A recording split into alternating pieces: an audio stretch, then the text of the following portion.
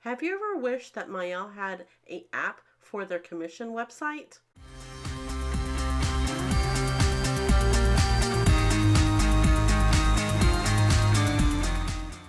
In this tutorial, you will learn how to create one using your iPhone. At the bottom of the screen, you will see a box with an arrow. Go ahead and click on that. Then you will see a bunch of commands on the bottom. Go ahead and scroll until you see Add to Home Screen. Press that. Then you have the option of renaming the app. Click on Add and your app will appear on your home screen. Click on the app to open up the Maëlle Commission website.